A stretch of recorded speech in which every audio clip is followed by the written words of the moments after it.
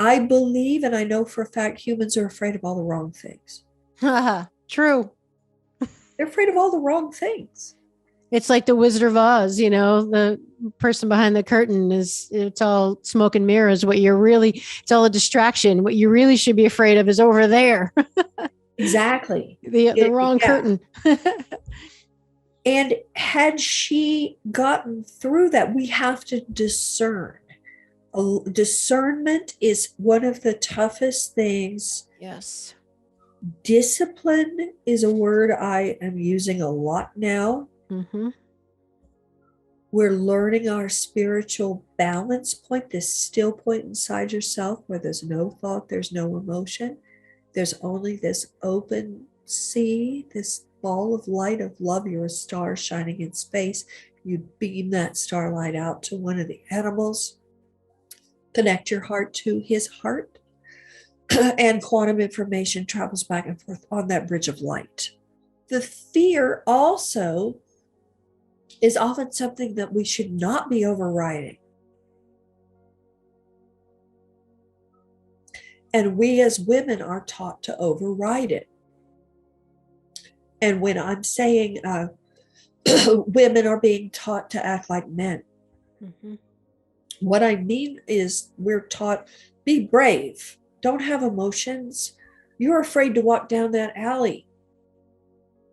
Bully yourself. Make yourself walk down that dark alley. There's a book called The Gift of Fear, and it was written by a man named Gavin de Becker. And I believe he protected at least 2 presidents. It's a fascinating book. And he talks about he's had dozens, if not hundreds, of cases of women who have come to him because he teaches. He's a private protector, Self-defense expert. Exactly.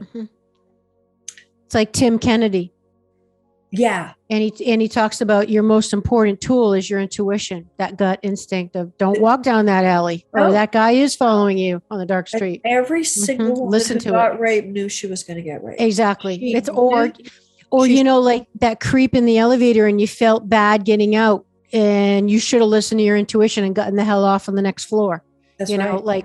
There's so many stories of women like that after the fact. One of the things that we've been taught our whole lives is, give them a chance. And others come first. Like be more concerned with someone else's feelings. Like again, you don't want to offend someone that God forbid you might think they're a little creepy. You feel uncomfortable, so you stay there despite your intuition telling you get out of that situation.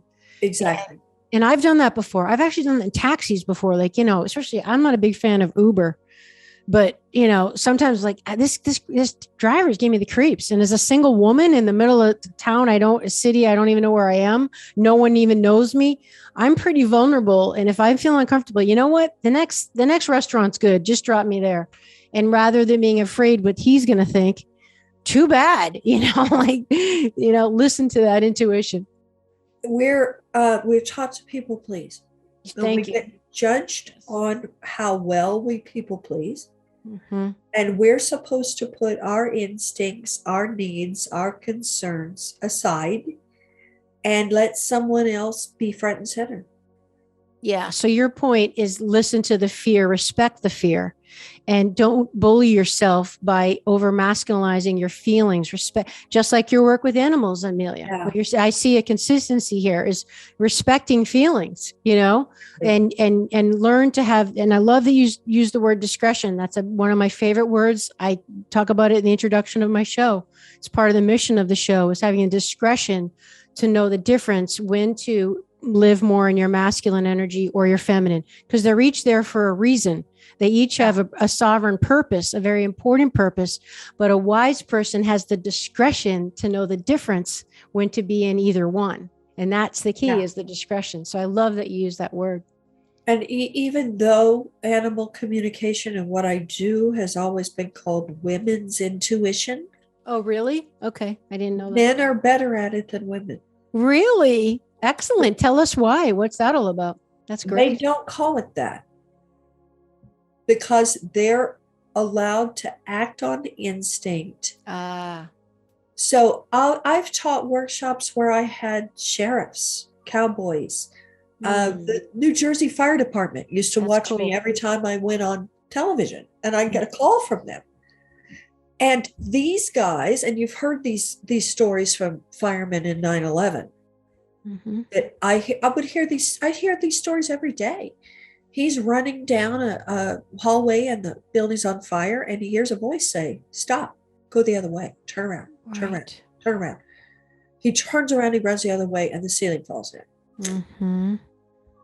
Or I had one sheriff that was working undercover with drug dealers. Oh, incredible stories. And the intuition saves their lives. With every police officer, every fireman. And even though they may not call it that, even your doctor has to use intuition to arrive at a diagnosis, because they might have 50 things that have the same symptoms. Now, with an animal, it's even worse. You've got a patient who can't talk. Right. Can't speak to you in the language that you speak. There's no other way to get a diagnosis. Yeah, that's so true.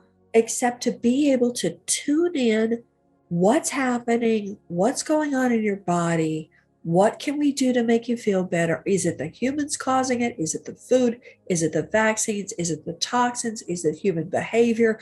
What is it that's made this problem? So men are allowed to go to a party, and every woman has seen this. And your boyfriend or husband will come home and have met another man for the first time and say, "I don't like that guy." Yes. And you'll go, what? "I don't like him." Well, why not? "I just don't like him." True. And then you find out he's cheating on his wife and he's embezzling from the company. So they feel it, and they're allowed to say no.